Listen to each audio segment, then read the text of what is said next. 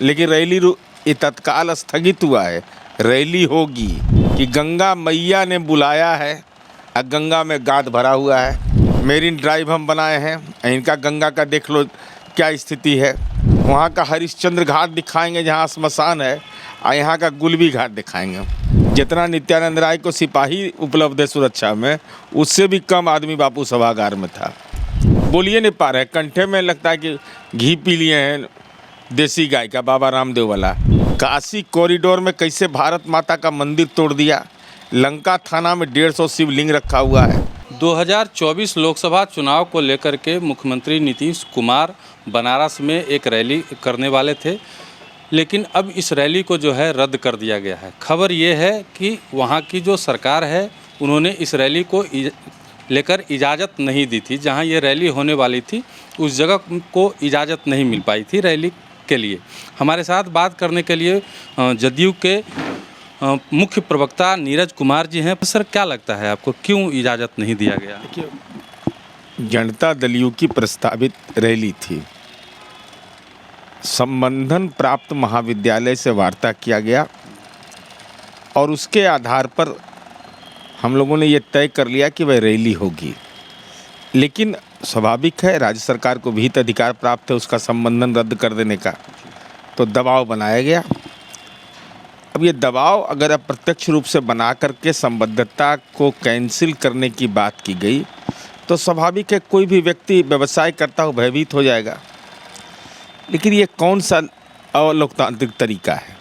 अब भारतीय जनता पार्टी कह क्या रही है?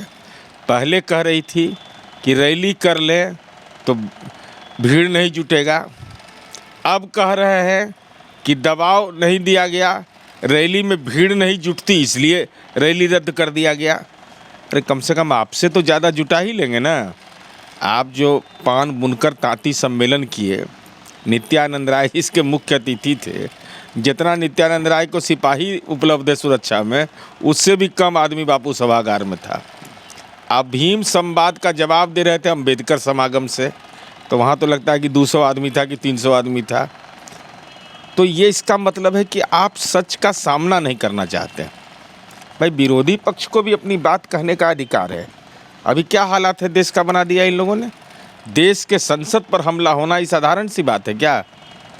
लेकिन जिस तरीके से मामले की लीपापोती की जा रही है, भारतीय जनता पार्टी का सांसद ने अनुमति दिया। अगर यही दूसरे दल का लोग प्रवेश पत्र देता तब देखिए ये लोग कहता आतंकवादी कह देता, क्या क्या कह देता। लेकिन आज देख लीजिए गृह मंत्री की जुबान खामोश है, बोलिए नहीं पा रहे, कंठे में लगता है कि घी पी लिए हैं देसी गाय का, बाबा रामदेव वाला। जाम हो गया है कंठ, आवाज़ें नहीं निकल रहा है इन लोगों का। क्या लगता है कि मुख्यमंत्री नीतीश कुमार से बीजेपी, प्रधानमंत्री मोदी, अमित शाह डर गए हैं? नहीं, डरने की बात नहीं है, लेकिन हाँ नहीं, परेशानी में है कि प्रधानमंत्री मोदी जी जिसको गारंटी कहते हैं ना, उसका पर्दाफाश होता कि गंगा मैया ने बुलाया है और गंगा में गाद भरा हुआ है। हम लोग दिखाते हैं उसमें स्लाइड, एक तरफ दिखाते कि भाई देखो मेरीन ड्राइव हम बनाए हैं, इनका गंगा का देख लो क्या स्थिति है। दूसरा यह दिखाते, वहाँ सब तैयारी किए हुए हैं, ये सब दिखाएंगे। वहाँ काशी कॉरिडोर में कैसे भारत माता का मंदिर तोड़ दिया। लंका थाना में 150 शिवलिंग रखा हुआ है। मंदिर की घेराबंदी नहीं करता है। वहाँ का हरिश्चंद्र घाट दिखाएंगे जहाँ श्मशान है, और यहाँ का गुलबी घाट दिखाएंगे। कहेंगे देखो हिंदुओं का यह श्मशान है, उत्तर प्रदेश का यह श्मशान है बिहार का, तो अंतर दिखाई पड़ता। तो सनातन धर्म के नाम पर जो फर्जीवाड़ा हो रहा है, तो इसका तो नीतीश कुमार जी, ये तो सिकंदर उकंदर को भी पटना ले आए थे ना, नरेंद्र मोदी। तो जानते हैं कि नीतीश कुमार ही जाएंगे तो हमारा राजनीतिक पोस्टमार्टम कर देंगे। लेकिन रैली ये तत्काल स्थगित हुआ है। रैली होगी। कब होगी? होगी जल्दी उसकी घोषणा होगी।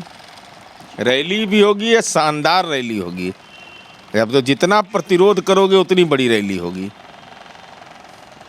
चलिए, नीरज कुमार जी को आपने सुना, इन्होंने कहा है कि साफ तौर पे ये कहा है कि रैली होगी और इससे भी बड़ी रैली होगी और हम दिखाएंगे गंगा में कितना गाद है। इस पर आप क्या सोचते हैं? कमेंट बॉक्स में ज़रूर बताइएगा। देखते रहिए मगही न्यूज़। धन्यवाद।